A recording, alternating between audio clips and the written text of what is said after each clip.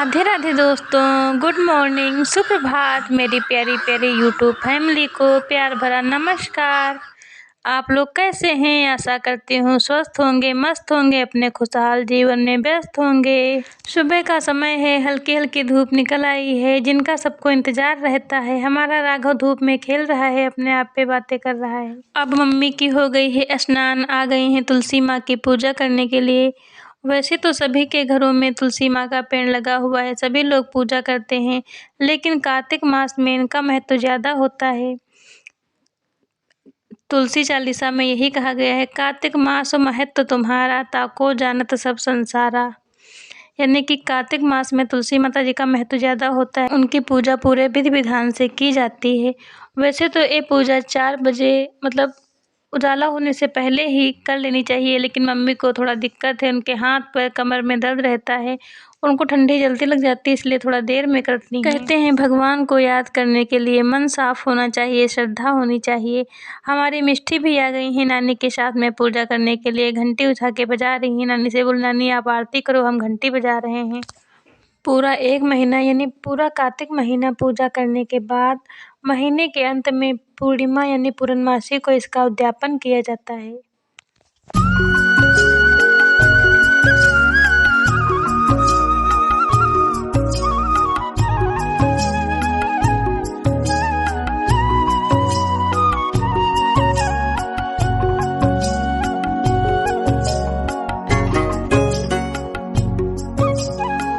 मिष्टी कुछ भैया को खिला रहे हैं, वे उसका पूरा आनंद लेकर जीभ निकाल निकाल के चाट रहे हैं।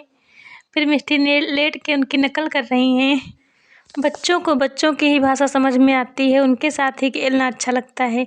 वैसे तो ये बहुत ज़्यादा रोते हैं, कभी कभी खेलने के मूड में होते हैं। अब ठंडी आ गई है, दिन इतने छोटे हो गए हैं कि समय का कुछ पता ही नहीं चलता। दिन कहाँ से शुरू हुआ, कहाँ निकल गया। काम ही करते रहो, काम खत्म नहीं होते हैं। बाबू छत पर लेटा था, भाभी नीचे काम कर रही हैं। अगर इनको मालिश करने में देरी हो जाएगी तो स्नान करने में भी देरी हो जाएगी, तो हमने कहा चलो इनकी मालिश कर दी जाए। और ये मालिश करवाने में बहुत रोते हैं। मिष्टी बिस्किट खा रही हैं, अपनी नानी से बातें भी कर रही हैं।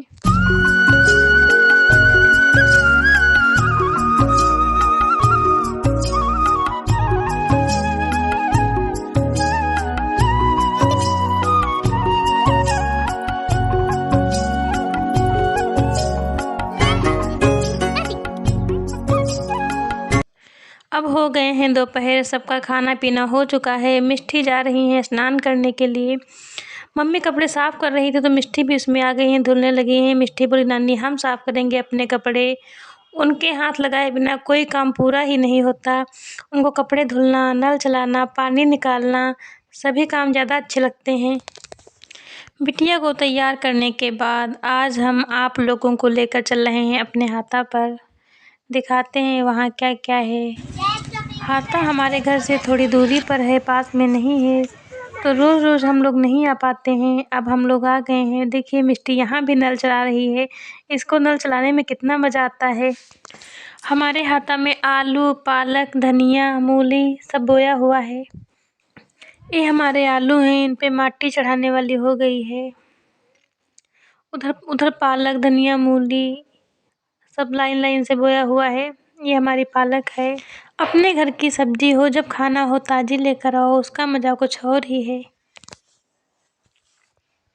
देखिए देखने में कितनी प्यारी लग रही पत्तियाँ। पालक हमारी सेहत के लिए कितनी फ़ायदेमंद है। पालक की दाल, पालक का साग, पालक पराठे, पालक की पकौड़ी।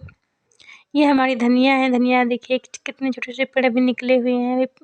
मम्मी और पूनम मिलके इसकी जो इसमें दूब, घास, खरपतवार है वो साफ़ कर रही हैं। इसको बोने के बाद इसकी देखभाल ज़्यादा करनी पड़ती है। इसकी जो इसमें जंगल है साफ़ कर देंगे, इससे हमारी धनिया में जंगल नहीं होगा।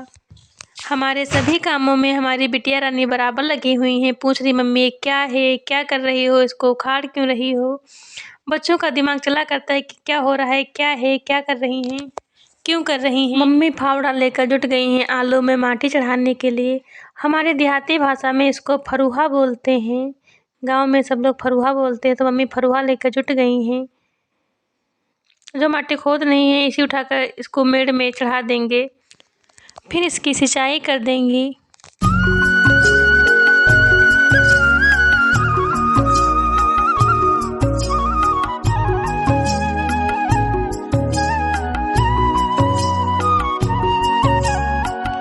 ये हमारे जानवर भैंसें गाय जो गोबर करती हैं, देखिए एक जगह इकट्ठा करके लगाया गया है।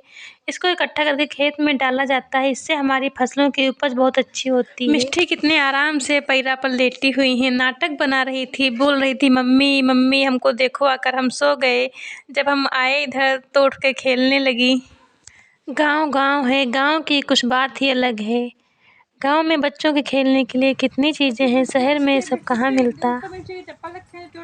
हमारी मम्मी थक गई थी तो पापा आ गए हैं माटी चढ़ाने के लिए।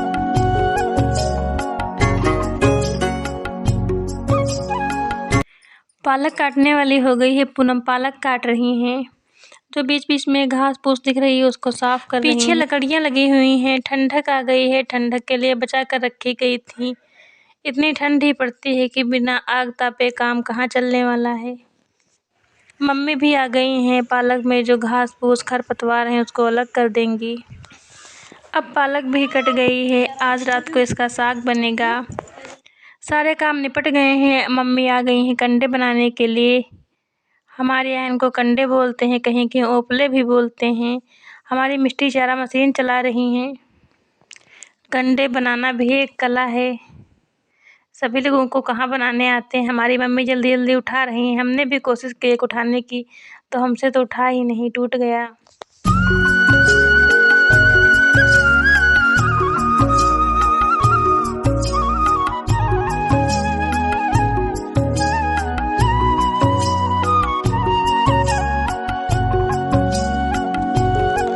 दोस्तों हमारे हाथा पर के सारे काम हो गए, उधर हमारी गाय बंधी है। अब हम आ गए हैं घर, हमारी मम्मी पढ़ने के लिए बैठ गई रही थी कि दादी अब आपका पढ़ने लिखने का मन करता है, आप एडमिशन करा लो। तो पढ़ाई करने के लिए जज्बा होना चाहिए, उम्र कोई मायने नहीं रखती। हमारे यहाँ बहुत बड़ी गायत्री यज्ञ होने वाली है, तो वही कलश पूजन करवाने के लिए गायत्री परिवार के लोग आए हुए थे।